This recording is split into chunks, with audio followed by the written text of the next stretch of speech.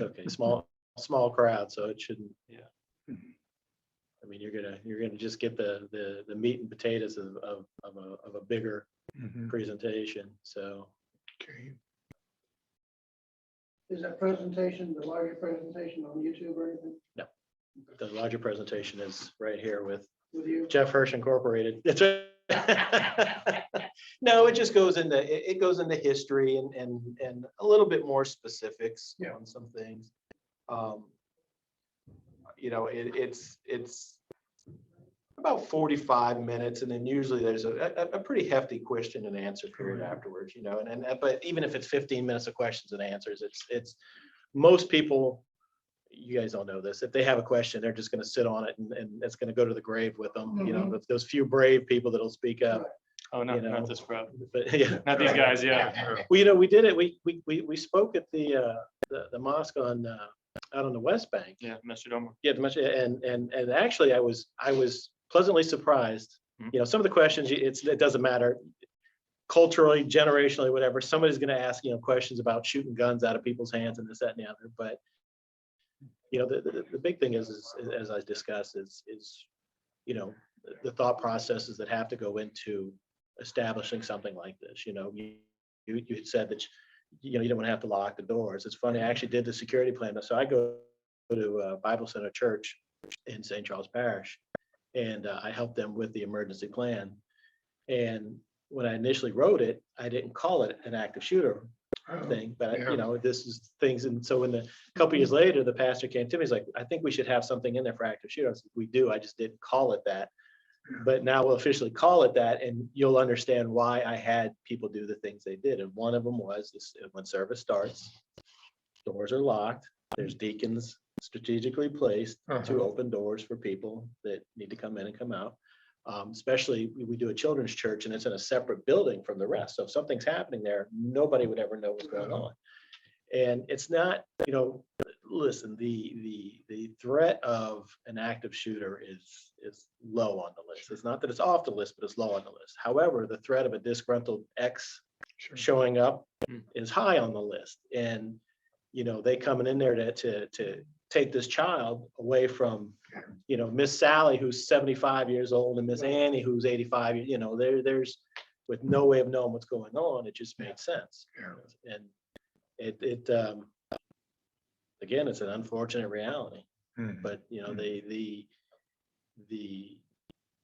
key issue of this that we get into, this run, hide, fight thing that I'll talk about, is where you find your measure. Where are you at? So Jeff, I think you might want to get started. Can you tell us who you are? Sure. I'm Jeff Hirsch. I have been in law enforcement since 1987. I'm currently a lieutenant with the St. Charles Parish Sheriff's Office. I have been assigned to the New Orleans FBI's Joint Terrorism Task Force for the last 6 years. And we encompass anything threat related. Our squad handles it, but we just don't deal with threats. We also have an outreach program like we do. We do with the Muslim community, the Jewish community, the Christian faith community, whoever thinks that they have a need for us to stand in front of them and enlighten them on all matters, protection, we do it. I've been in the outreach section of this for a couple of years now. The two gentlemen who were heavily involved in it, Rob Clipp, who was with another fellow who, what happens in our line of work, gets transferred or promoted, and they move on to either greener pastures or bigger acreage, whatever it may be.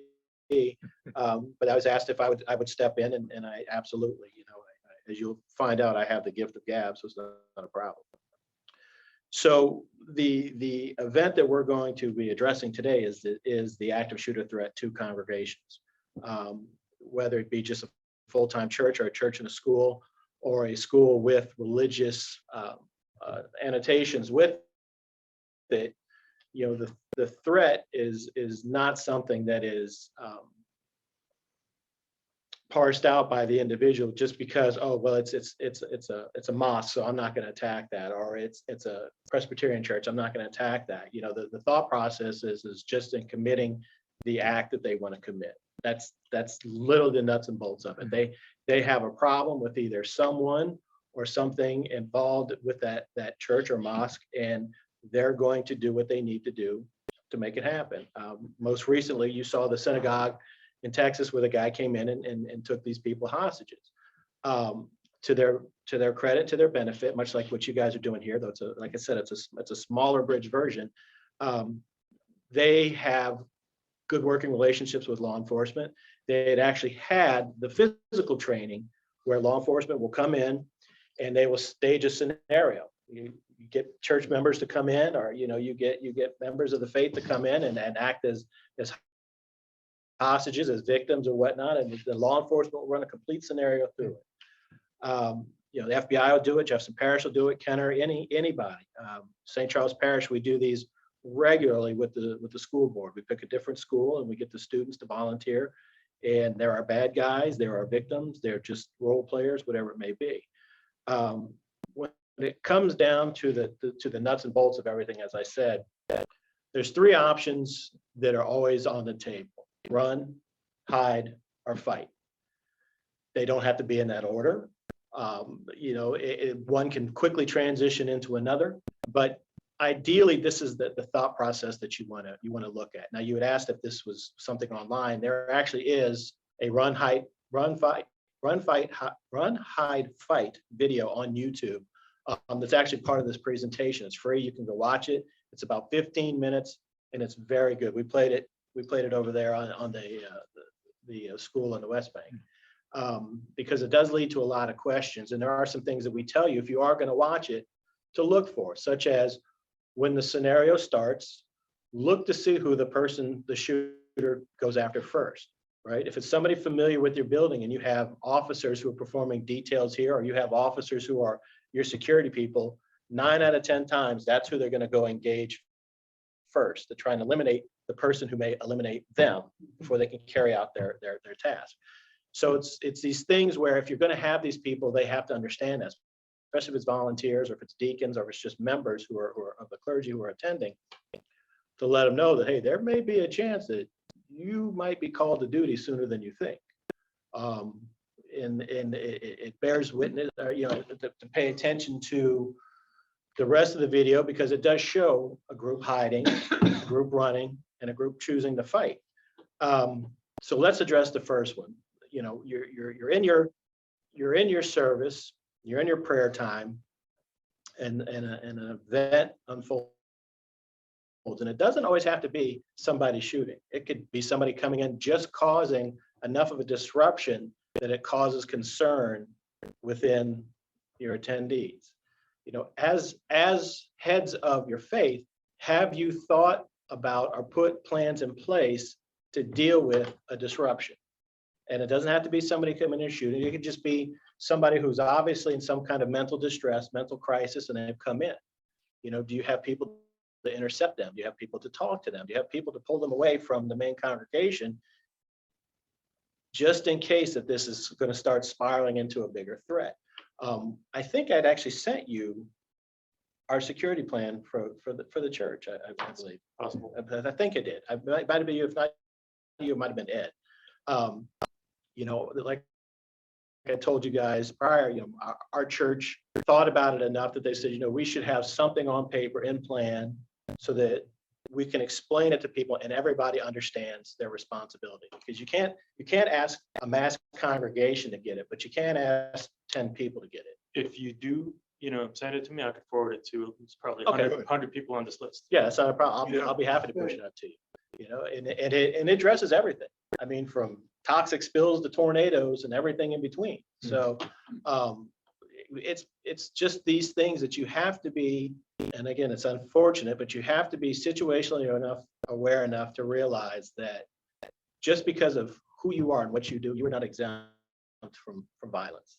If anything, we're seeing nowadays that you're being targeted because of who you are and what it is you do. And it's very unfortunate, but you have to have a way to deal with this. So the run, hide, fight. If you're going to instruct your congregation to run, where are they going to run to? What plans do you have set up? How many people really know the ins and outs of your building? I can tell you 30 plus years in law enforcement, most people know 2 ways to get home. And if you disrupt those 2 ways, they don't know how to get to their house because we're creatures of habit, right? We're unfortunately, we're lazy by nature, and we just, like water, we go the easiest way first, and then, well, we'll go the little bit more difficult way. And then after that, my brain just shuts off. So, running may be an option for a lot of people, but for another set, it may not be. Let's just take off the account that they just don't know the building. They're elderly. They're wheelchair bound. They are relying on someone to help them get from their car to their chair, to the prayer mats, whatever it may be, and back and forth. They're not running anywhere. So the issue then becomes, okay, well, can we hide or do we have to fight? So let's go to the hide aspect of this, okay? I'm not starting over. You just missed the best stuff ever. You just, so where can I hide? Now, in a building like this, there's over 100 places probably I can find a place to just disappear from. But in a mosque where it's open prayer, there's not a lot of places you can go, right? So then does that automatically mean that you have to go to the fight option? Well, it may be. That may be the case. Or it may just be that you don't run, you don't hide, you just sit and you hope for the best. And then an opportunity presents itself for maybe we can overpower this individual, or we can run out the door, we can do what we need to do. Some of these last few circumstances of these things, very seldom does it seem like, I know there was another one in Texas where the guy came in during a full-on service, and it was actually a retired FBI agent that ended up stopping him. He was armed in service. It seems like they kind of like the prayer groups were something that's a little bit smaller, a little bit more self-contained, a little bit more easily controlled. But again, that's somebody specifically targeting the church in itself, not the individual. If they're targeting the individual, it won't matter. It won't matter at all. So you have to be able to relay that, yeah, run, hide, fight. They're the 3 options open to you, but it's not a sequential series of events. It is whatever opportunity presents itself. So let's talk about the last one, the fight. And as I said, these 3 things usually, is how you can measure yourself. Am I going to run? Because I know I've got some good legs. I can get out from underneath me. And I think a live witness is better than a dead hero any day. Am I going to hide? Maybe I've got something going on that I just know that I can't get to where I need to be. So I'm going to choose a place to hunker down and hide. Or am I going to fight? The fight one is the one actually we had the most questions of that night. Yeah. And it is something that you have to understand. You're not fighting for a traffic spot or a parking space or a grocery buggy or anything like that. You're fighting for your life, and your intention is to immobilize that threat by whatever means are necessary. And as we say, there's no half measures. You're opening up the full can of what. You're not taking, there's no diet soda version of this. You have to be committed. And we could be in a room like this with us in here, and something happens, and I could say, hey guys, let's fight. I know my training, I know my capabilities, I know what I can do, but I don't know what any of you can do. And you all may look at me and say, nope, we just want to stay hidden. We think this is the best course of action. And that's the best course of action.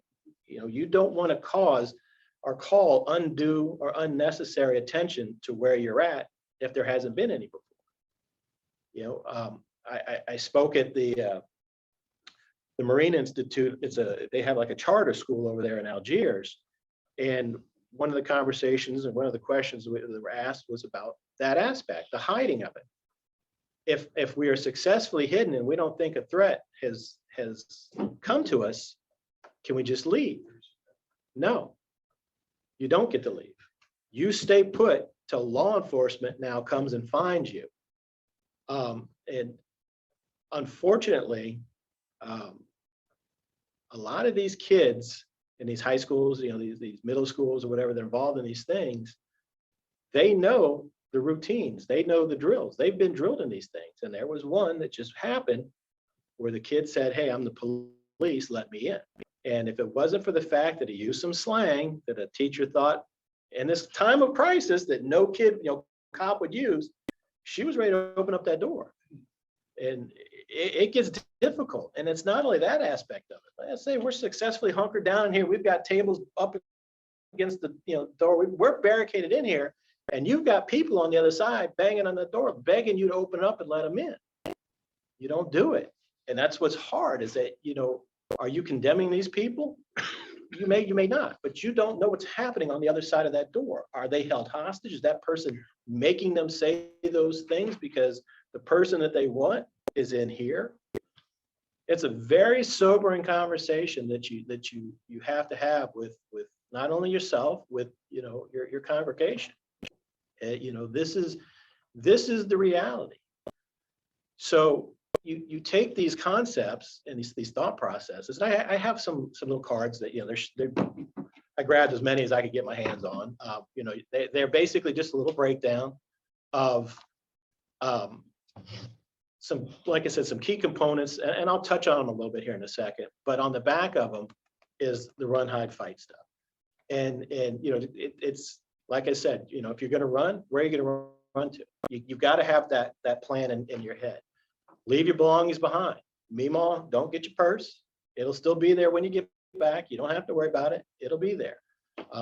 Leave your Bibles. Yeah, that's a big one. People want to turn around, go get their Bibles. Leave those Bibles behind. They'll be there. Evacuate regardless of where others agree to follow. That's the big thing. No, I think we should go here. Well, look, if it's outside of here, I'm fine with that. We can worry about the minutia once we're away from here. Help others escape if possible. This is something some people just freeze. They're just, terror just overtakes them and they don't know what to do. And don't waste time pulling on somebody who is now sat on the ground and is in a fetal position saying, I don't want to go, I don't want to go. Okay, we're going to have to leave you behind. And you tell them, find some place to hide yourself, be quiet, don't make any sound. As I tell you, there's a lot of difficult decisions have to be made. Don't attempt to move anybody that's wounded. They're just going to slow you down. I know it sounds blunt and harsh, but that's the reality. Now, if they are a walking wounded, if it's just, I twisted my ankle or something like that, that's one thing, but otherwise move away from them. Prevent others from entering the area. So you're outside and you see people there, because people can be running everywhere. And some people, for whatever reason, are going to start running back into where the thing is occurring. Hey, no. Go away, don't go that way. This is a big one, keep your hands visible. This is for the law enforcement side of it. And then call 911 when you're safe. Obviously the hide part of it is hide an area out of the shooter's view. If you can, the best places you can hide, find it and just tuck yourself away there. Lock the doors or block it with whatever you've got. Chairs, tables, whatever, put anything, copy machines, whatever can slow somebody down. Because even if the room, let's say the doors don't secure, but that person has to be slowed down by removing all the stuff you put in it, that presents an opportunity for the fight aspect, right? Because you better believe once their head comes through that door to look and see what's going on, I'm going to conk them with that pillow there or a chair or a coffee pot or whatever I've got. Which is this is where it requires some deep thought in yourself. Silence your phones, right? Hopefully in church most people have done that, but we've all been in it when it's it's gone off. But silence your phones. And then fighting is the last resort, only when life is in imminent danger. Attempt to incapacitate the shooter. Act with as much physical aggression as possible. So I tell you, there's no half measures. It is a full measure. Improvise weapons or throw items at the active shooters. You get in a room and there's nothing in here. I've got nothing. Yeah, you do. Everybody's got shoes on their feet. Men, most of us have belts, right? I guarantee you start swinging that buckle end at somebody and it's gonna do what it needs to do. Anything. This room full of books. We were talking about this one time in a Walmart, and everybody said, I'm going to head to the hunting and fishing section. I said, I'm going to go to the canned food aisle. It's because I can't get a gun out of a case, but you better believe I can, hum some canned peaches and beans at you to make you think twice And believe me, if you've never been hit with a can before, it does the trick, right? And then you have to commit your actions. Is what I tell you, your life depends on it. And like I said, I've got these. If there's more stuff that you guys want these, you can pass these around. Some of the stuff that part of the bigger thing that we don't really discuss in here is some stuff that you can expect. Has anybody been actually through an active shooter drill with law enforcement? I have, No, we had Rob come speak. but he just came and talked. So I've been, I was actually in Colorado. I was working for the Eagle County Sheriff's Office when the Columbine shooting happened. It wasn't that long after that we already started doing these drills. The problem that we saw is that in law enforcement, typically we would set up a perimeter, right? And then you'd wait for the SWAT team, the guys who are geared up for the stuff to do it. Yeah. That's not the case anymore. Matter of fact, it's even the dynamics of it, it was okay, just the first 4 cops on the scene and then you go in. Now it's, if I'm first on the scene, I'm going in. There's no waiting anymore because we know the average time from start to finish of these things is less than 2 minutes. Okay, and it's so you don't have time to wait. Law enforcement, when they come in, they're not going to evacuate you. They're not going to, if anything, you may get knocked down if you get in their way because we're going right to where that threat is. If we hear gunfire, that's where we're going. So it's important for people to understand that when they see police, it doesn't mean it's oh, well, okay, we're saved, everything's good. This event is still going. And what happens is that initial response from law enforcement will be then met with a second response. And most fire agencies and ambulance and services now are having their medical responders wear ballistic vests because now they're going in on that second wave of people. So now they're going to look for the traumatically injured people to get them out. But if you're sitting there, oh, I twisted my ankle, okay, you'll still be here when we come through for the last sweep. So when law enforcement, and it references it on the card, you see police officers coming up and I've got my tunnel vision, right? I'm moving towards a threat and I see you running and you're like, officer, officer, officer, we might have a problem there. So that's why they tell you, leave your stuff, hands as wide as your fingers can spread them so that they can see, and they may say, what did you see and where was it? And they'll get the briefest of information from you and then away they go. Usually by the 3rd wave of officers, a command post has been established and now we're looking to retake the building and start to evacuate people out. And it'll happen systematically. Usually at this point, we will have contacted either the elders or we would have contacted the pastors, the priest, whoever it may be, a janitor, whoever's got keys to the building. Because usually the first thing we're going to say is these fire alarms sometimes get tripped. Let's turn the alarm off so people can think. If you have surveillance, can we get somebody in the room so we can see the video so we know what we're looking at and where we need to go? If you're in a room with a door that's locked, we will unlock it with a key. We won't ask you to unlock it. So that way, and we'll say, hey, this is the sheriff's office. We're going to open the door with the key. Everybody back away from the door, put your hands up above your head and face away from the door, right? Because at this point, we're not sure who's who still, even though let's say we have found what we thought was the threat. We're seeing a lot of this, teams, 2-3 people coming, being involved in these things. So you've got to take that on account. When you're taken out, everybody's going to be hands up. You're going to be quarantined to an area. You're going to be debriefed by some sort of detective, law enforcement, whatever it may be. Then you'll be moved to a reconnect with the family, areas, because that's what's going to happen is people are going to be separated and people are going to want to get back as soon as possible, especially if if you have a school campus on your grounds. Moms and dads are going to show up wanting to get to their kids, and it's difficult because we're going to have to tell them you just got to wait. You just got to wait because either A, we haven't located your child, or B, we've got some bad news for you. So, these these things, a 2-minute disaster can take hours to unravel on the law enforcement side. So how this relates to all of you is that you have to, and like I said, I'll be happy to send you the plan that we have, at least that you have like an idea. You have to sit down with either your deacons or, the other elders and say, let's play out worst case scenarios in our building. Department of Homeland Security, you met Phil Constantine because he came and did the assessment. So have you guys had an assessment done, a threat assessment done to your buildings? So it's very painless.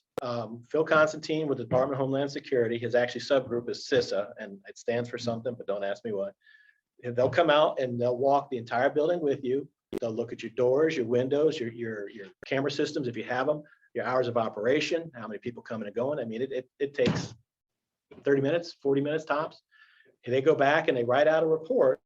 And then that report makes you eligible for grant money to improve things so that you are not such a lamb in the lone wild, right?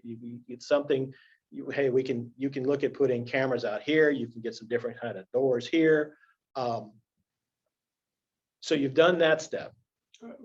Can we capture that information and we put it out to us? Yeah, it's not hard at all. So, and I'll leave my card. So My if contact you- information. yeah, If he emails me some stuff, I'll send it to you. You can send it to him. yeah. So you've done that step. Now it's how do we push this out to the congregation? How do we make them understand that this is here? So the easiest thing, and I gotta love my pastor, he did this with the plan for the fire drill. He was just preaching away and he went, fire, and he just started walking out. And the deacons who were, because it kind of rotated, the deacons of the month who were responsible for fire stuff, they're like, okay, we go this way, you guys go this way. And it was funny because everybody's like, so that's church? I'm like, that's it, that's the end of the day, everybody go eat, right? So you have to prepare your people. That's right, that's how you're lunchtime. But you have to at least offer them the ability to be a part of this, to understand that. And I know it's difficult in all faiths that to get people back in the doors if it's not a Sunday, or Wednesday, or if it's in between prayer times, it's like, hey, we need you back for this, or we'd like to have you back for this, or we want to use you for this. Yeah. I know in the Christian world, it seems like most of the people who attend Sunday school are the people who do everything for the church. And it's, do I want to overtask these people?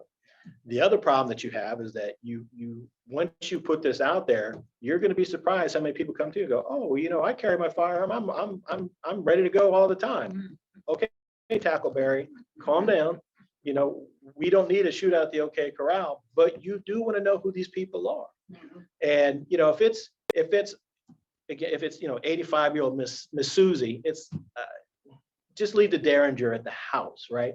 But if it's a gentleman who has actively served or is active law enforcement, they've got some experience behind, they're not wet behind the ears.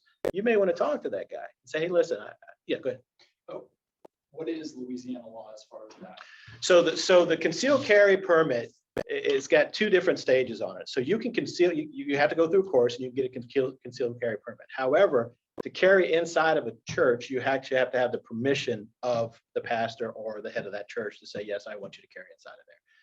And because they have to know. Is that a formal thing, like a letter? I would have to double check on it, but I would think for you guys as insurance, it would be a formal step. So with me being law enforcement, I don't need anybody's permission. I carry wherever I want to go. Okay.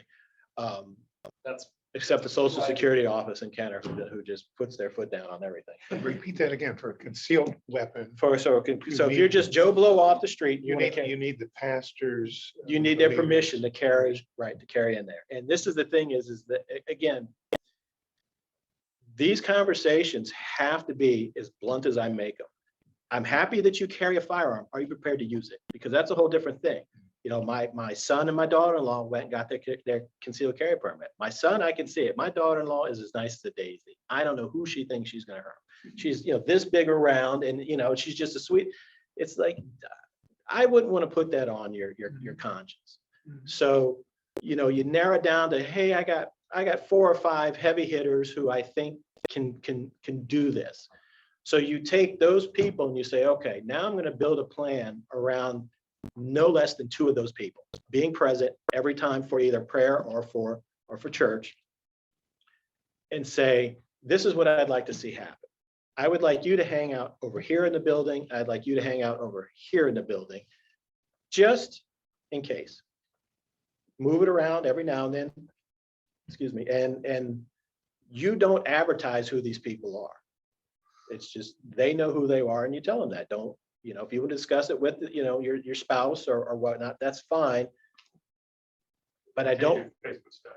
Well, exactly, yeah, packing at church, guns for Jesus, it's like, it's people do that stuff, but, it's just such a sobering matter of the fact conversations that have to be, and like you say, you don't ever want to be, and I know we talk about this at the mosque a lot, because people come to pray so many times, it's always open. Fantastic. You have to look at stuff, key control. I was at a Baptist church in Florida. I was working for the sheriff's office there, and I did Sunday school and I did church security.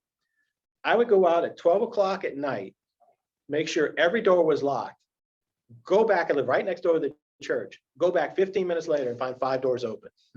So after about a month of this, I said, who actually has keys to the building? It was easier to find out who didn't have keys to the building. Right, yeah. So then I caused a huge uproar because I said, all these keys need to come in. Well, that didn't happen. So the church paid to rekey the locks. Right. And oh my gosh. And people live. Oh, people were furious. Oh, well, I come get ice out the big ice machine because I use it for when I go fishing, this, that, and the other. Okay. And why do you need keys to the church for that? Go buy a $2 bag of ice like everybody else. Or at least lock the doors when you leave. Who has access to the video systems? Who is actually responsible for the video systems? Who's the people who are on calls for the alarms if you have them? Do you have a security team to begin with?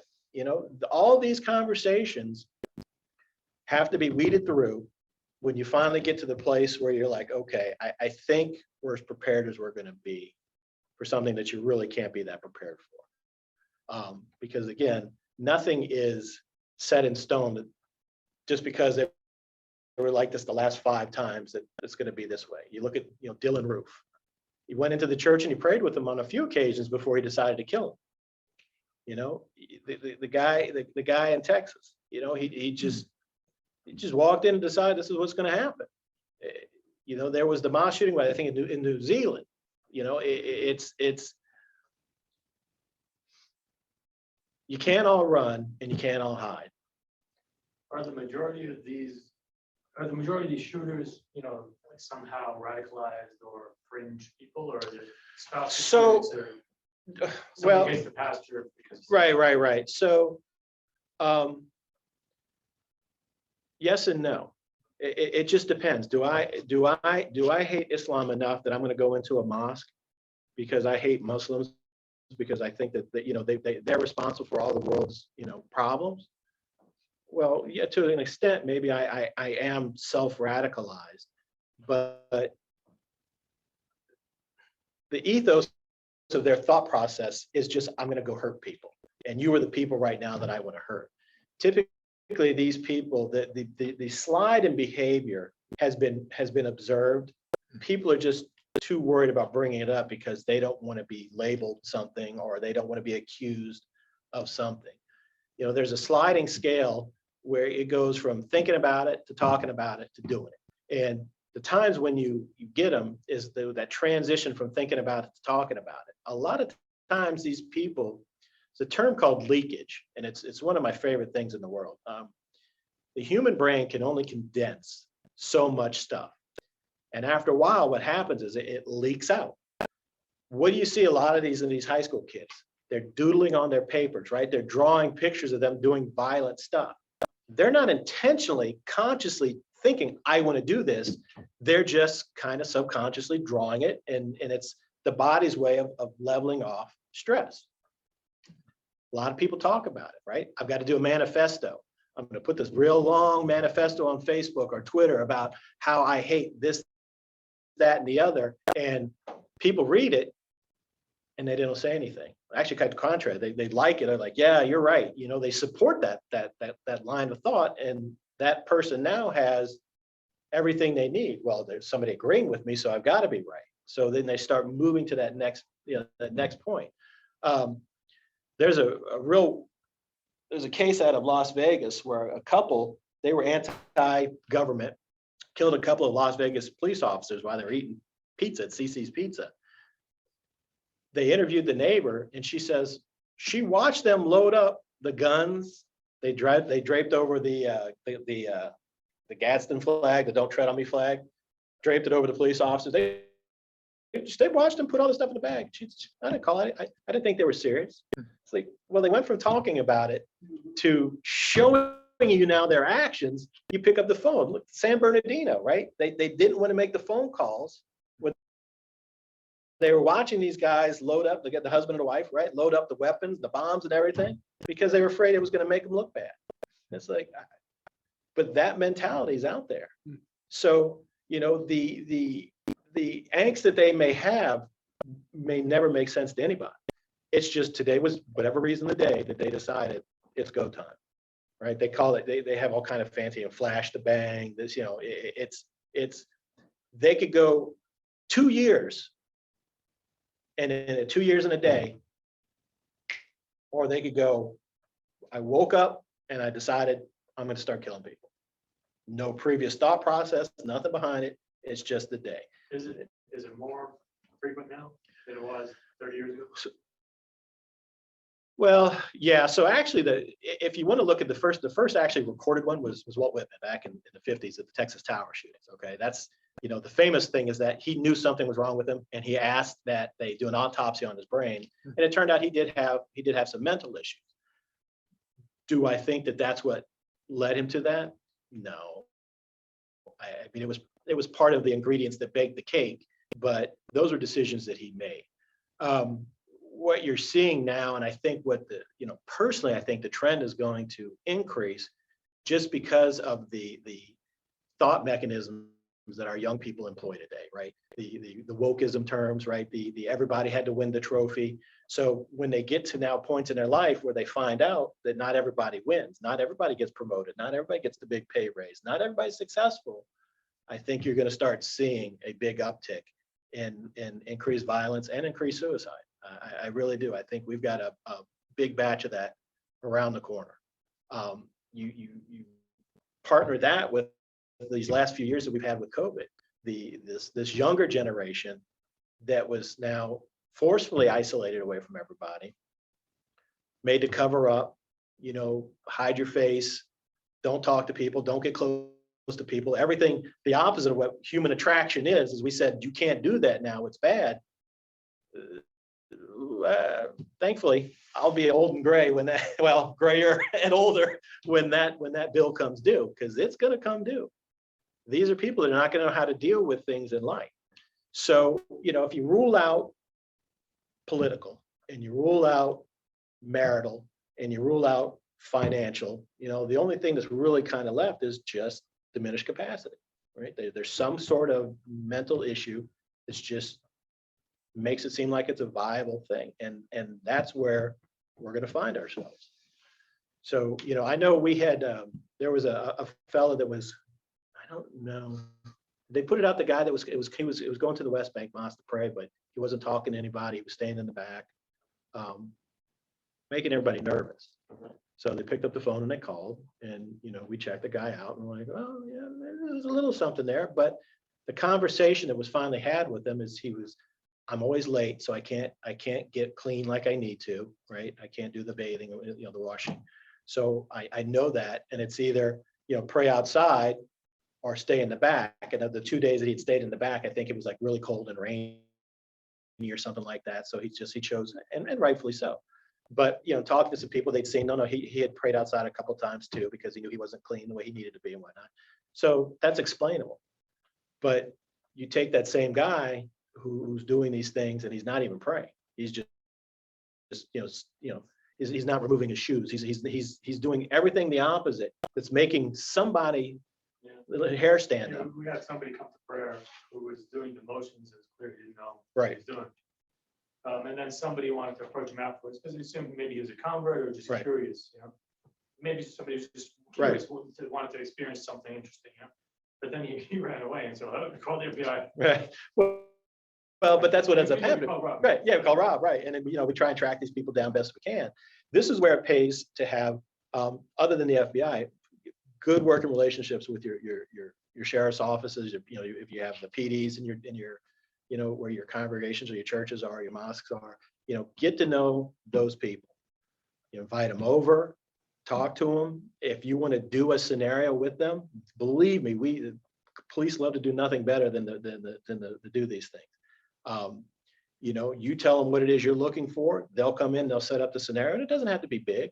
If you just want it to be with a few key people, hey, we'd like to walk this through. Could we get some guys and walk it through? There's never an issue. The Bureau has stuff. I mean, everybody's kind of uses the same version of the training program. So you'll get the same training out of it. But the biggest thing is just that situational awareness, getting your congregations prepared, figuring out who your individuals within that congregation that'll be of the most use for everybody else, who they are. And even with that, don't leave them in there for forever. Sometimes they get kind of burnt out or whatever. Host a little training day. Hey guys, we're going to do a little can you show up on a Saturday or whatever? We're just going to do a little 15-minute, walkthrough training thing. We'll just make up the scenario and what are we going to do? How are we going to do it? You have to suss these things out because you don't want to try and do that when the event's happening. It's kind of daily dollar short kind of thing. So that's why I want to do, what do I do with this information? So I'm a deacon at an Episcopal church uptown in New Orleans. Mhm. We've never done any of this. Right. Step one is when Aaron emails us the contact for Homeland Security to do Mhm. the. yeah, it's a security assessment. I've got that information. I go to my next vestry meeting Mhm. and I present this to the vestry and say, if this is something we choose to do as a church and the rector's there too, then here's the flow. Homeland Security first. I luckily have a person who works on the Naval Air Station who does this work. She's offered to do active shooter for us. So we've got an ace in the hole there to run us through it. Right. And then we make a decision as with the rector and the vestry, we want to do this, and now we've got the tools in place. Right? Yes, that's correct. So, and Department of Homeland Security, they will help with funding. So let's, Yeah, that's the other thing. We love grant money. yeah. Oh, yeah. We love grant All money. right. Bye. All right. Yeah, they will help with it, and then of course, being a federal government, it's going to be bothersome and laborious as far as the paperwork aspect of it is. Right. But, to say that, hey, we can inject $10,000 or $15,000 or $20,000, into your building to make it more secure, Right. as opposed to saying, hey guys, look, I know we're asking you to give and we want you to pony up a little bit more, especially again with the financial times right now. It's tough. I mean, everybody is cash strapped. So, the being able to present that makes it a little bit more tolerable. To say we don't have to eat all of this, we can just have a portion of it. So okay. That's it. We've got an alternative plan. It works like we think in most Christian churches. That is, you get to the active shooter quickly enough to quickly confirm him. He'll leave and never come back. Well, we gotta get the bishop there real fast. Yeah. Send in the person you like the least. Hey, can you go in there and see if that person, if he's shooting still? Yeah, it's it is. I find the dichotomy of when you have these things, because at the heart, we all believe in God. We all believe that, these things should not happen here. And at the same time, the reality is these things do happen here. And, most people come to church or to worship to shut out that outside world, to seek, you know, a closeness with God or Allah, or, you know, to be able to initiate that relationship. And the last thing you want to worry about is, you know, you know, looking over the shoulder at somebody, because listen, it happens. Somebody new shows up, and how long does it take before they say, boy, there was somebody new. Yeah, and they didn't want to be greeted. They walked kind of right by everybody. They went in, it happens more times than not. And, you know, you're talking about the issue. We had a guy in Pensacola. They have a big transient population there because they have a lot of services there. And this guy came in, and he wasn't there for church. And they come and get me, and I'm talking to him and just kind of feeling him out. And it doesn't take long to understand that there's some mental issues there with him. And I said, look, let's cut to the chase. What do you want? And he kind of looked at me. He's like, well, I want money. And I said, well, don't we all? What do you want besides money? And he says, well, can I get something to eat? And I said, well, how about if I give you something to eat and a place to bathe, and I get you some clean clothes? Will that do? You know, because you do want to serve for the Lord, right? Oh, yeah. So he's like, okay. And so we fed him. I took him to my house. Because I live right next door. I said, jump in my shower, give me your clothes, I'll wash your stuff. And I got him on his way. And we never saw the guy again. You know, but prior to that point, I come to find out afterwards, oh, this guy had been hanging around for weeks, but nobody came to get me till he actually decided to come in. Because this time he's just an outside problem. Well, now he's an inside problem. Go find Jeff. So, you know, but it's very difficult to think that the worst can happen in the place where you don't expect the worst to happen. But it does. Is there any data on how much surveillance is around outside and inside your church to defer an active shooter? So no, nothing. I mean, I already see you got a camera system. I can see it down there at the hallway there that there's a camera system here. You have to understand very little is going to stop that person.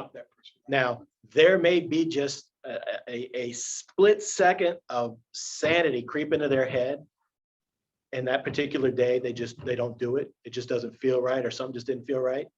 And they turn around and they leave.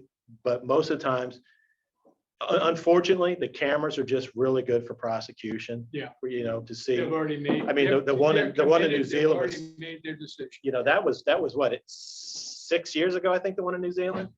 And Yeah. and you saw that was unfortunate. What the camera system showed was every bit of carnage.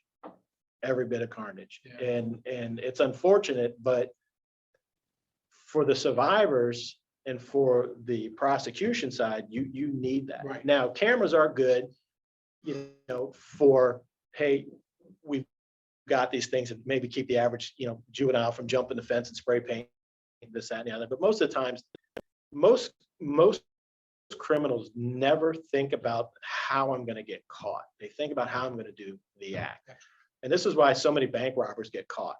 They plan up to getting the money really well, but not so well getting after they've gotten the money, right? So, you know, it's I'm going to wear a baseball cap. I'm not going to look up. I'm going to make sure, you know, for Pete's sakes, make sure you got a car full of gas. My favorite ones are the guys that hit the bank like 30 minutes before it opened, and they all just ran into the door because there was nobody there. You know, sometimes it's not so good, but they just are focused on the act. You know, I'm going to get a gun. You know, you watch the media where it's, oh, they can go to any gun show. No, you can't. There's a background check anywhere you try to buy a firearm. You're not going to get anything, especially if you've got a record of some sort of mental deficiency. Good luck. It's not happening. So what are they going to do? They're going to go buy it illegally. And they're, you know, so they're not worried about, oh, I better make sure my gun is purchased regular, you know, because I'm going to go kill a bunch of people. I want to kill people. What's the best way to do it? And what have we seen? If they can't get a gun, I'll stab you. If I can't stab you, I'll run you over. If I can't run you over, I'll hit you with sticks. I'll hit you with bats. I'll punch you. For Pete's sakes, the poor Asian lady in New York punched 126 times. 126 times for being Asian. Yeah. You know, and these are the people when they talk to their parents, oh, he's a good kid. He goes to church. What church is he going to? Is this guy sitting with me? You know, but these people stand out. When they show up in your church, they stand out.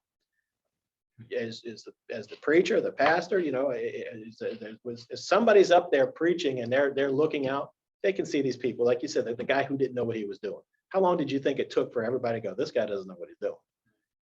But versus how long it actually took somebody to say something.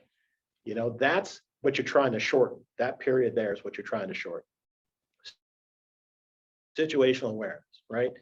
When I teach in the police academy, tell officers, when you go gas up your unit, do you just drive right into a pump, get out and pump? Or do you drive by and look in the store and see if it's being robbed? Do you drive by the pumps and see if you see, because everybody knows what an argument looks like, the body language, right? The face scowls, balling of the fist, red face, red ears. Then when you get out, do you just start pumping gas and you shut off the world? Or are you continuing to pay attention to your environment? Well, that's fine. How many of us here shop at Walmart and do the same thing in that store? My wife drives my wife crazy when we go shop. I see everything. I'm like, look at that. Look, this person's going to shop with something. She's like, how do you know? Just watch.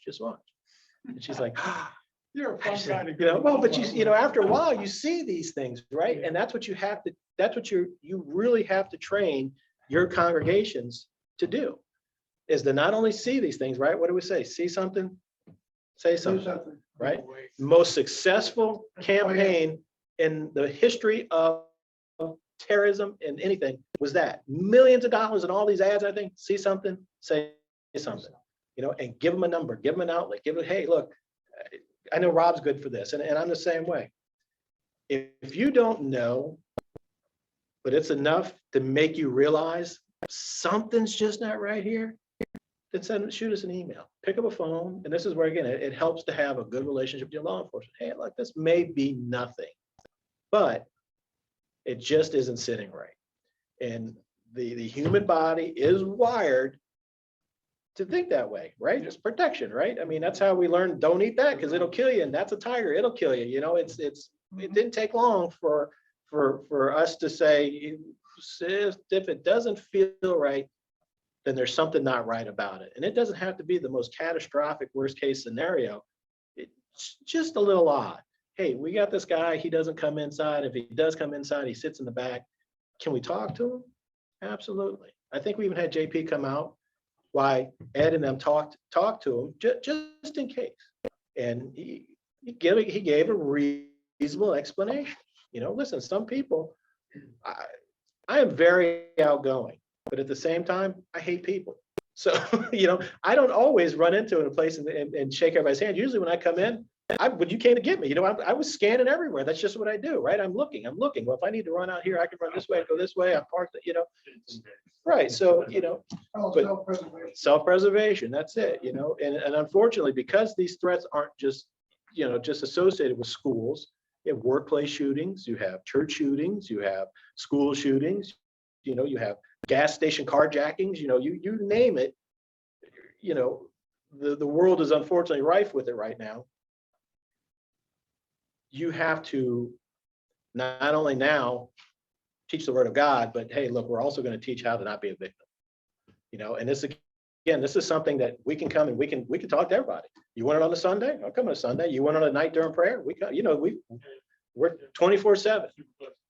Hey, would you mind coming to, we're gonna put this out, to the church that on this particular Sunday at this time, we're gonna have the FBI is going to come up here and they're going to talk about situational awareness and active shooter stuff.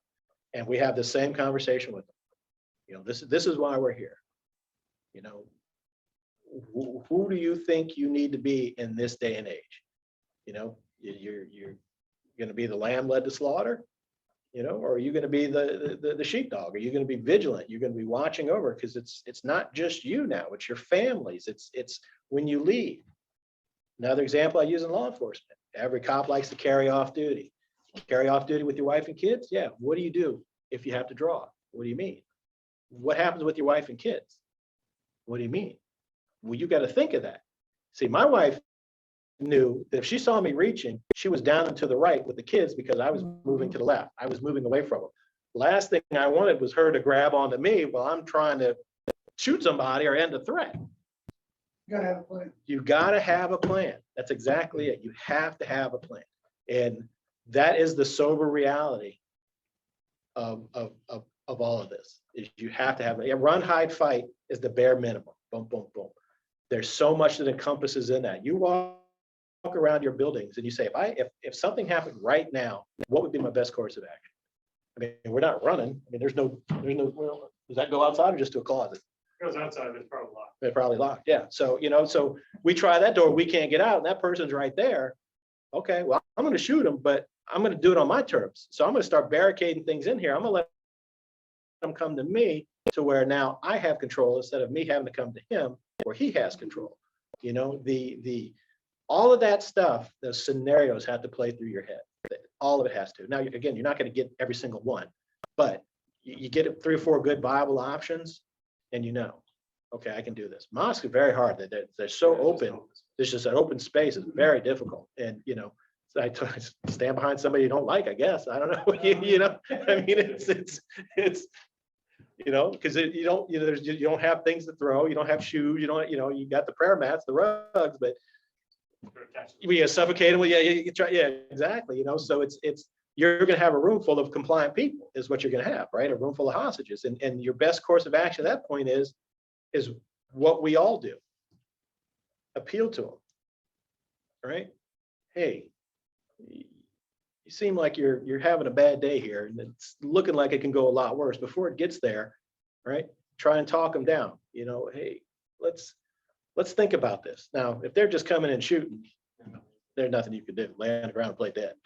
But that is as people of the cloth, of the clergy, of the faith, that's your responsibility too. Hey, you are in a church. Before we wrap up this part, does anybody have any more questions? I do have a question. Jeff, excuse me for coming in late. That's okay. My question is around maybe, do you have a recommendation on a question or a way to present yourself if someone comes into your place of worship and you're like, this is a little bit fishy, but it might just be someone who needs help. Sure. What's a good way to, if you're curious, but Right. you don't want to push them away, Right. You don't want to give the sense of hey, get out of here. Right. You want to be open, but you also want to be cautious. Right. What? Give us a help with that. Hey, how you doing? I'm Jefferson. Haven't seen you here before. Listen, I'd like to talk to you about a few things. Why don't you come on with me? And then And then lead them away. Lead them outside. Lead them somewhere where they're not around a lot of people and say, listen, I haven't seen you here before. Do you have family here? How are you associated with the church? Again, most of these people are not prepared for these kind of interactions, right? Their thought is that one train thought. It's that record that just keeps skipping. And when you go up there and you step into that bubble and now you get the music playing again, you can shut a lot of that stuff down. Body contact, being close without being threatening, right? Open hands down, right? Hey, you always, because when people are prone to see the threat, right? So if you're showing them that you're, hey, I don't have any, you don't have to do anything. You don't make a rabbit appear on your hat. Yeah. But you're opening. What is this? This is welcome. What is this? This is stop, right? You try to avoid this. So what do? I shake your hand and I pull you in and I just start guiding. Hey, let's go over here and talk. That's, Is there something that I can do for you? Break their focus. Right. And that's the thing is that, they may say, listen, I'm gonna tell you, I do a traffic stop one night on the airline highway. Pull a guy over, he clearly runs the red light at Alameda and airline right before 310. I mean, just goes through it. So I pull him over. I get out of the car, I introduce myself, and at the time I was Sergeant Jefferson, St. Charles Parish Sheriff's Office. You ran that light. You ran it really bad. Is your mind distracted? Are you somewhere else? You okay? He started crying. He got out the car and he tells me he had ran that light for about an hour that night because he wanted to kill somebody. He was just going to kill a police officer. That's what was on his mind. But I broke that cycle. I said, well, listen, instead of doing that, let's do a couple of things. I said, first, let me pray for him. Okay. I prayed for him. I said, now, how about we get you some help? Do you think you could use some help? And he's like, yeah. I said, I think I could. And I said, look, it'd be a couple of days in the hospital. Worst case scenario, talk to some doctors, get your mind straight. This isn't the way you want to go. This isn't what you want, you know? So that's what you have to look to do is just interrupt that, you know? If they ask for something in the church, well, I need tens of thousands of dollars, and they say, okay, well, obviously we don't have those kind of funds to do these kind of things. Yeah, sure. You know, Jesse Duplantis Ministries, you know, they run into this quite a bit, you know, these big mega things. Well, he's on TV, he's on the, yeah, but he doesn't personally have that money. You know, this is something that would have to be discussed. It's a large financial thing, and Sunday during a service isn't the time for this. If you'd like to schedule some time with them, give me your information, good contact information, and I'll get it to the appropriate people. Worst case scenario, that person never comes back, but guess what you now have? Is their name, a phone number, right? Something to where, hey, instead of saying some guy came in and he left and we don't know who he was, now at least we got his name, we got a phone number, and we can start working backwards from that. But, you know, you can't be afraid to approach these people, you know, and you're going to have to ask them what it is they want. And Just to be clear. just to be, yeah, What do you want? yeah, just, hey, you know, do you have family here? Some people, listen, you might hear, oh, you know, my grandma used to come here and we just came down for a visit. We thought we'd pop in, you know, she'd passed a few years back and she always loved the church and we just wanted to see, oh, okay, well, come on in. Or I'm not clean, or I just didn't know what I was doing. You know, there's nothing says you can't, right? You got greeters at the door pretty much everywhere you go, right? I mean, it's nothing says you can't talk to anybody. What you did is also a de-escalation technique. Exactly Where it. you just break the cycle. Right. Yeah. And then, like I said, that's this whole thing is full of all that stuff. But yeah, de-escalation is that's your only choice. That's your only choice. So that guy was running that light. On purpose. Into someone. He wanted a cop to stop him because he wanted to kill somebody, and he just decided a police officer would be who it was. So it's because he's having a bad day. I mean, I asked him, and he said he had fought with his wife, and they fought a lot. He was an older fellow. He was in his 40s, and wasn't like he was a young kid or anything like that. He had gotten in trouble at work, and it just was a culmination of a bad day, and that's what he thought would be the solution, right? Death by cop. And it's like, yeah, that's not the way to do it. So, This isn't directly related to the active shooter, but you did mention suicide. yes, Actually, I work at a hospital, and unfortunately have had more than one case of suicide that happened on campus that we had to cover and take care of. I wonder, I know you've said that there's no way that you can like stop these people from doing that, but I'm just, since I have your ear, having covered those cases that can be just tremendously taxing. Yeah. When that happens, you talk about a 2-minute event mhm, that lasts hours. Well, suicide is a 2-minute event that lasts for hours, days. Right. Years. And I guess my question is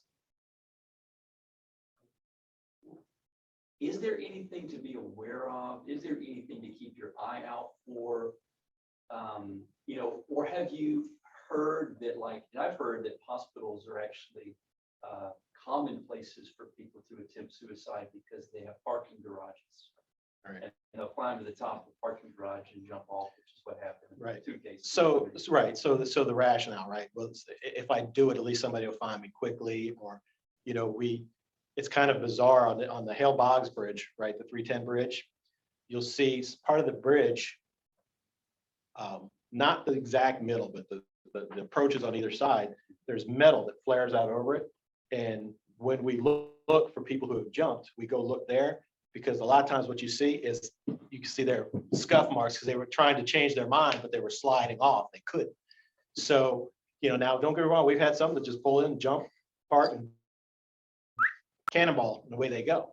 It's very difficult to say the signs of suicide. Obviously, you know, you deal with the medical stuff, the depression and whatnot. And just, But I want to tie this into those who have places of worship too.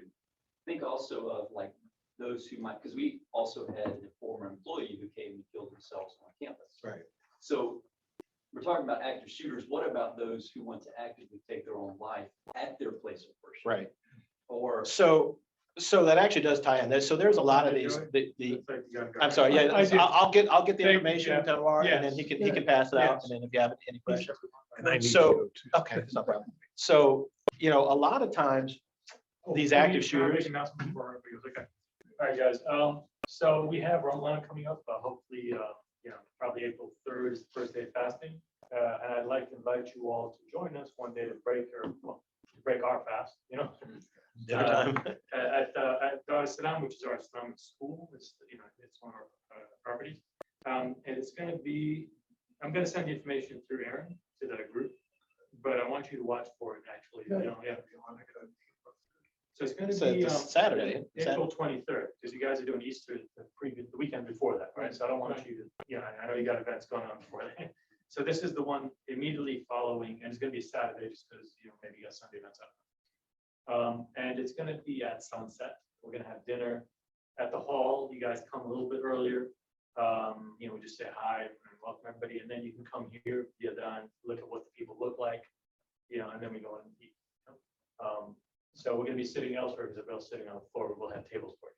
Okay, thank you. Thank you. And also, normally it's segregated by gender, right? But on the tables, we're just all gonna be all together. So watch for that. I'm gonna ask that you guys give an RSVP or something, just so that we have an idea. If it's gonna be 10 people or 30 or, yeah.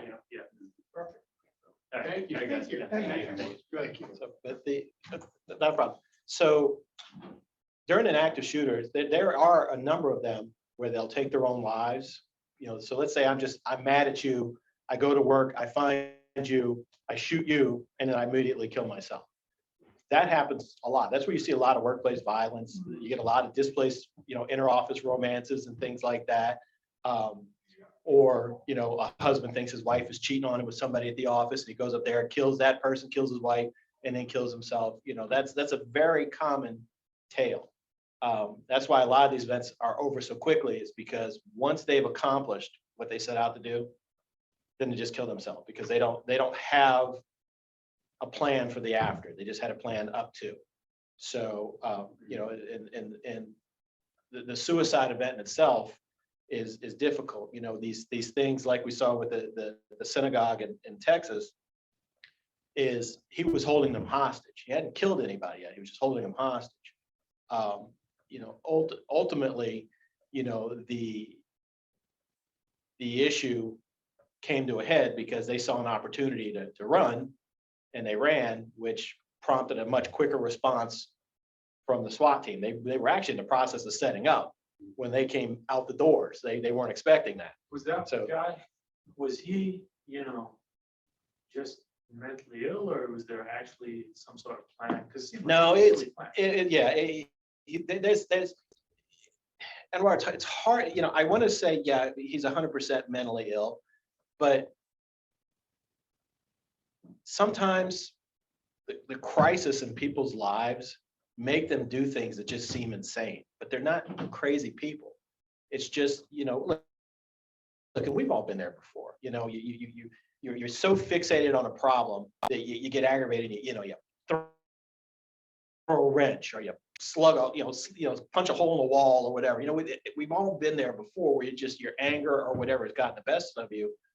Well, some people in a crisis situation get so focused on that crisis that they can't see any way out of it until this thought pops up in their head, right? The devil, why don't you kill yourself? Or why don't you go kill some people and then kill yourself? If you're going to go out in a bang or whatever. And perfectly rational people start doing irrational things. That again is like I said, you go from thinking about it to talking about it to doing it. That transition from thinking about it to talking about it is so crucial in either stopping it or getting people the help they need or whatever the case may be. But it really comes down to the individuals in that person's lives. And, several times you hear, oh, they gave no indication that this was going to happen, right? But when we go back and we look, we see a roadmap of things that had happened. You know, you look at this, you know, in the jihadi world, what do? They're gonna pay off their debts. They're gonna get rid of all their possessions. They're gonna make everything that they need to right for their families before they go. Well, that's an indication, right? I mean, that's a big indication, you know, no different than anything else. Oh, yeah, you know, he talked about constantly how he was so unhappy with the way that his work treated him, you know, but we just thought he was venting off steam. Okay, well, who did you tell about that? Well, But you know, can't, you know, okay. So I have two issues with, I mean, when I talk to Rob about this, he tells me the same stuff, of course. You know, Right. that you've got to always be aware, go in every situation, you know. I mean, I'm gonna exaggerate a little, but go in every situation knowing how you're gonna kill that guy. right, not This is necessarily, not right. how we're No, like no, no, living, no. like But that's the we're thing not- is let me ask you this. I'm just saying it'd be heavy on my if- soul to have to be worried about this stuff all the time. All the time, I'm right? hoping And you guys can you, take right, care of can it. you, I right, think I can you should. be, no, and that's the thing, you can't, but you'd be surprised how little it actually takes to just think beyond yourself a little bit. And like I said, just do it something simple. Like I said, you drive into a gas station, what's going on at the gas station? When you're shopping, keep a mental note. Let's say you see somebody wearing something kind of goofy, okay? And you're like, pink shirt, green shorts, got it. How many times did you see that person with pink shirt and green shorts throughout the store? You know, it's little things like that that start to make you a little bit more aware of what's going on. We all, like I said earlier, we all know what an argument looks like, right? You don't even have to hear it. Body language, facial expressions, right? You see that transpire. Do you say, let's go this way, right? I mean, do I really want to be a part of whatever that's going to transpire? I mean, when we work the Saints games, you'd be surprised how many of these things I see. You know, there's 78,000 people. I can tell you, he's fighting with his girlfriend. She's fighting with her boyfriend. You know, this person's from out of town. You know, it's just, you start to learn how to read the people.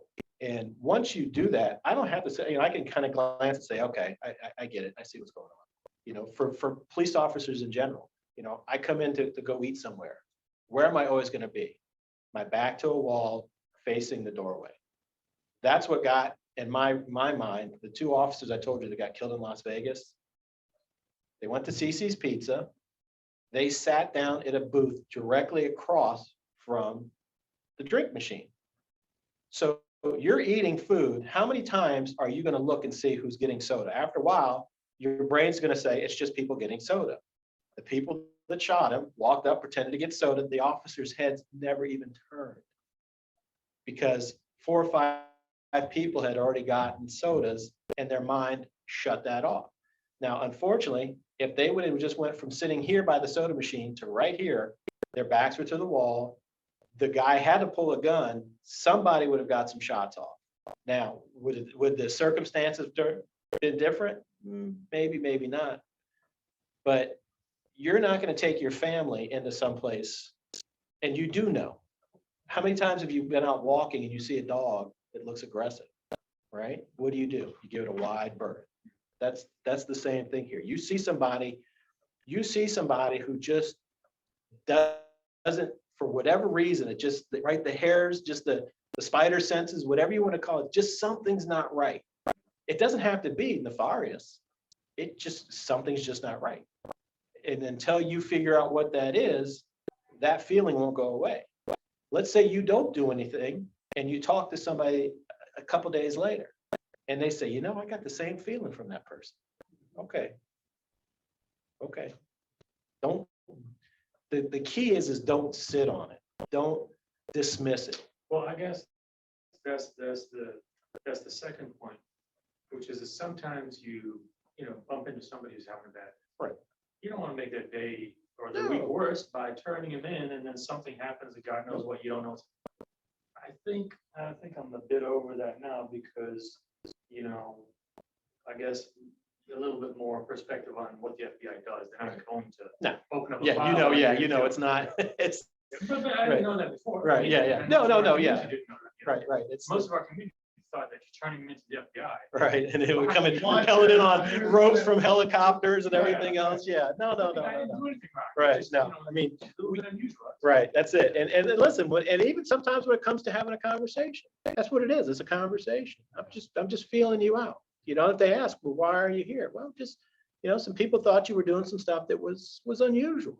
You know, Question. yeah, and then and you just you answer it, you know, and you know, they say, well, I don't know what you're talking about. Well, you know, how have things been going? You know, and you give them a chance to an unlikely source to be able to vent out some of life's issues. You know, because ultimately that's what people want, right? They want someone to care. Right. And whether I sit there and I listen and I give you all the advice in the world and I walk out of that door and I forget about you, at least I know that that person was able to vent out. So like I said, there's a finite amount of stuff that you can hold inside your head.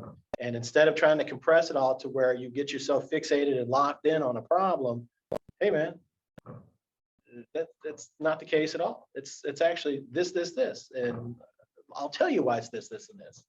And they're like, oh, I never thought of it that way. All right.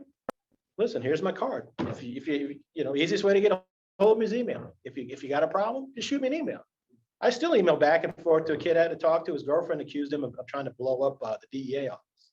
High functioning Asperger's, you know, and every now and then he just randomly shoots me a text message or an email. And hey, buddy, it's good to hear from you. How's everything going? You know, I hope everything's well. You know, is there anything you particularly when we come by and talk with it? No, just want to check in and say, hey. I'm like, all right, hey, man, hope you had a good Christmas. Hope you had whatever, you know, everything's going good.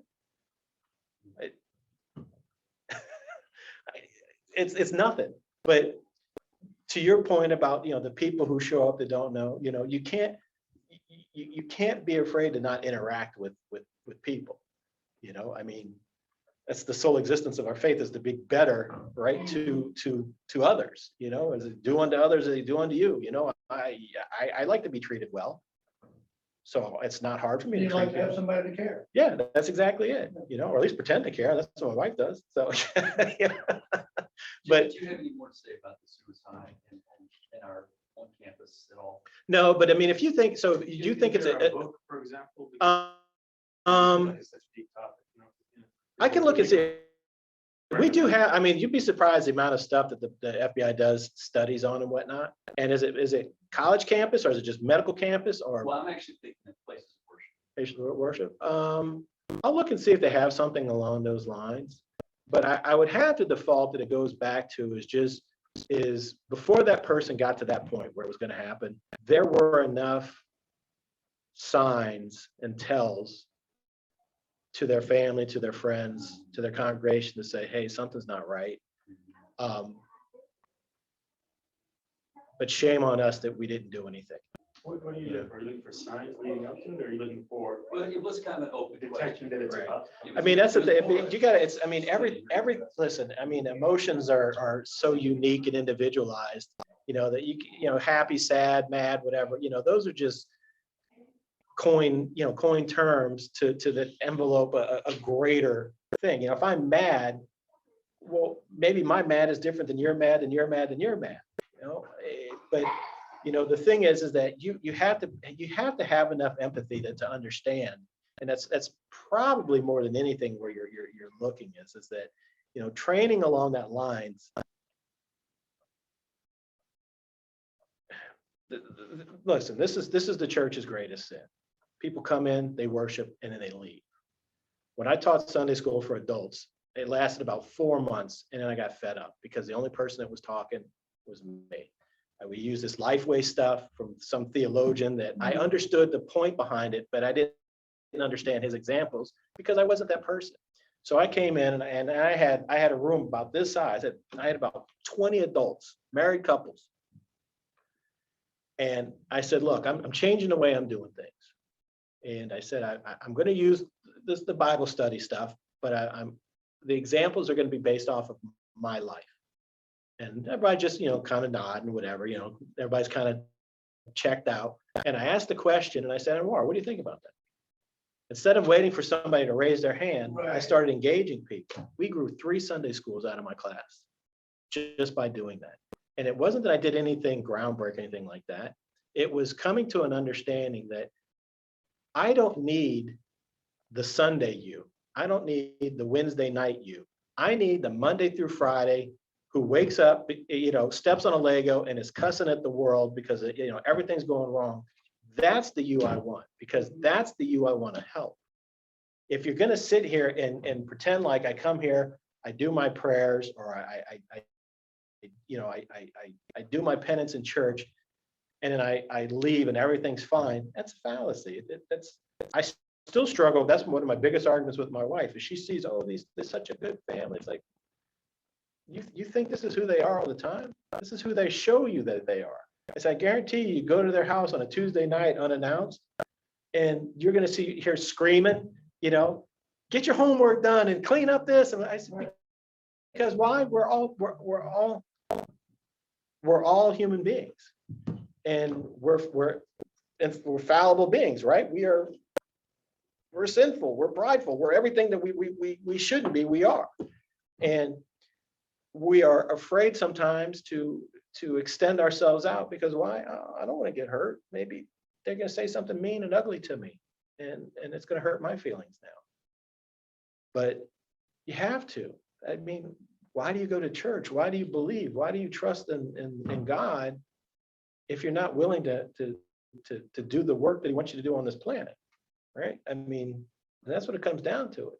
So, getting people a little bit more in touch with their empathetic side, not necessarily the sympathetic side, right? I don't have to, I can sympathize with you all day long, but if I can understand what it is you're going through, and it doesn't have to be, listen, this with everybody, right? COVID's been a rough stretch. I moved a sister-in-law into my house who was dying. She died in my house. A couple months later, my dad died. My mom died a couple weeks ago. It's one of these things. I don't need you to be sorry for me. And if you say, I understand what you're going through, I'm going to take you at face value. Not that you knew my mom or my dad or my sister-in-law, that you understand what a struggle is and what it is to get through that struggle and come through the other side. And through my life, this is what I've preached. I can't help you unless you tell me what it is you're going through. And all I can assure you is I may not have the answer for your problem, but you will no longer be going through it alone. I will help you in any way I can. And, suicide is a very tough topic it's not like somebody coming in and doing one of these things. It's a very personal thing. But it's no different. They box themselves in, they see no way out, they see no way to go. This is the best answer. This is the best answer, right? Contrary to everything that they know. And listen, I've talked to these people who are going to kill themselves. And it's like, I understand things right now, right at this moment, aren't going the way you would hope they would go. But your life didn't start out at this moment. It just led to this moment, which means it can continue to lead in another direction if you choose to do the right thing. There's something else beyond it. There is something beyond it. And that's what you have to make them understand, that this decision doesn't just affect you. As you said, it affects a lot of people. My youngest son, my daughter-in-law, her brother killed himself. He's schizophrenic. He was actually bipolar schizophrenic. He was the worst combination of them. And I think his plan was to kill the whole family, but he couldn't get him in the house, so he shot himself. And his mother's devastated. You know why she's devastated? Because she knew he struggled with schizophrenia his whole life, and she was always hesitant to get him treatment, because schizophrenia is usually a long-term treatment. It's usually, you're assisted living somewhere because your medication is constantly having to be redosed and whatnot. And she didn't want that. Now she beats herself up that he killed himself because of her. It's like, he didn't kill himself because of you. He killed himself because voices in his head was telling him to commit violence. And somewhere in him, he had enough restraint to not do it, even though I think that's what his plan was. He chose himself. And you just have to accept that fact, that was the case. Aside from that, if it's just depression, or if it's just, hey, I'm in And I can tell you, you're gonna see a lot more. I guarantee it. We're gonna see a huge uptick in it, you know. We all have a shared, right? We all have a shared understanding. Hey, man, right? Yeah. I went through this COVID. I know, I got grandkids, you know, he's in kindergarten and he hated wearing that mask, but he had to do it. And, you know, I can see the effects that it had on him, you know? So those shared experiences. Social media really is gonna, like it's gonna aggravate these things that you see. Oh, yeah. Oh, yeah. Yeah. I mean, it just, Yeah. No, to yourself. to yourself. Well, sure. I mean, they'll egg it on, you know, I mean, we've already seen that, right? These girlfriends egging on their boyfriends. You don't have the guts to do it. Why don't you just do it? I think there's a Hulu movie based on that with the girl, you know, she was, Well, but even so, like if you do this in front of a class, for example, then you don't get a whole lot of pity, maybe one or two people. But now on social media, you got an audience. you got an Millions audience, of people. right? You're gonna get thumbs up for because, you know, people think that you're really getting actual sympathy by expressing it. So how much more sympathy would it be if I kill myself? Right. Then everybody would love me. Then everybody. I It's don't know what the mindset is. Yeah, listen, it's interesting and sad at the same time. You know, the human mind intrigues me to the point to see, and you're right, these people have a fascination with fame and what steps they're willing to take to get that fame. And if it's, well, I kill myself in front of people, and that's happened. A lot of people young kids have killed themselves online. 13 reasons why. Yeah.